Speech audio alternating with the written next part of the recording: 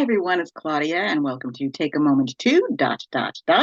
And that does represent the new topic that I bring to you each and every weekday that I hope will inspire you and encourage you to pause for a moment and think about what I'm saying and maybe think about it in a way you never thought to think about it before. So today's topic is take a moment to do it afraid.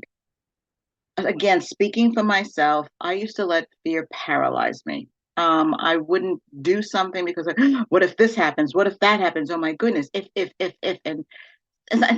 most of the times it wasn't even a basis of fear in reality. And honestly, fear stands for false evidence appearing real. How many times do we believe a lie? How many times do we believe something that's never going to happen, but we make it so large and it looms over us that it's reality instead of something that it's just false. And so, I mean, I used to have panic attacks because I couldn't face what the possibility of something happening, or if something was happening, not being able to work myself through it, and I'd have a panic attack. It was horrible. But I learned that even though I may have some fear or I may be trepidatious about stepping out and doing something, I've learned to let my faith guide me and to drive forward, to move forward, and to do it afraid. Even if I'm afraid of something and it might not work out right, so what? There's always a way to correct a mistake. There's always a way to make things change something if it's the wrong outcome, or just dust ourselves off, pick ourselves up, and move on. That's just basically what we can do. Nothing is catastrophic. Honestly, I'd say a majority of things are not catastrophic. But to do it afraid, to just suck it up and keep going, because sometimes we set dreams and visions for ourselves that seem so large, but we should have to stretch ourselves. We should set goals that are bigger than we are, and be able to, like, really make it happen by doing it afraid because it's so big and it's beyond us. And that's where our trust in the Lord comes in. So I want to use a few scriptures today about this very topic. The first is 2 Timothy 1:7, which is, for God gave us a spirit not of fear, but of power and love and self-control. And some versions of the Bible talk about and love and a sound mind. When we get our mind all twisted and all overcome by the fear, we're not thinking straight. We'll get, I always say, excuse me, but we like to say, you get our panties in a wad. We just get all bent out of shape over nothing, most likely. And then if we don't do something because of that fear, we may be missing out on a tremendous opportunity or an open door that the Lord is giving us. And that's a basis in reality. So, but we do not have a spirit of fear, but power, love, and a sound mind.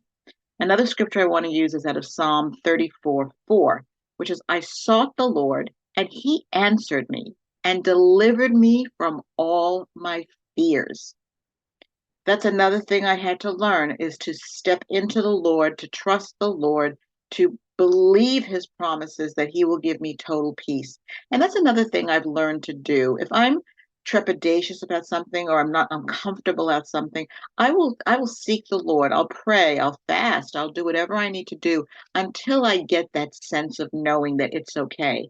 And I may still be in my human self, stepping out in a little trepidation and fear, but I'm going to do it because I overall do have a peace from the Lord that it's right, it's the thing to do. Another scripture is out of Proverbs 29:25, which is, the fear of man lays a snare, but whoever trusts in the Lord is safe. How many times do people say things that trap us up, trip us up, when they know no more than we do? And sometimes it's the naysayers in our lives, the people who no, no, no, no, no, that'll never work. I mean, I've had a lot of those in my life too, and I was one of them for my own self. But, sometimes we have to throw caution to the wind, believe in ourselves, believe in the Lord, believe that it's doable because we have that vision and that dream, or it's the path we're on, and we should just keep moving forward. The last scripture I want to use today is out of Psalm 27:1, which is, the Lord is my light and my salvation. Whom shall I fear? The Lord is the stronghold of my life. Of whom shall I be afraid?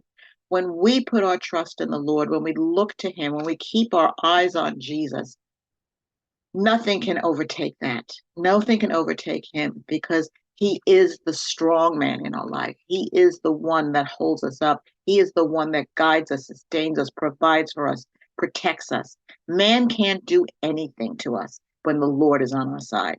So today, when you have that sense and that knowing that you should be going in a direction, you have that deep, deep sense of, yes, this is what I'm supposed to do. Don't let fear get in the way. So today, I encourage you to take a moment to do it afraid.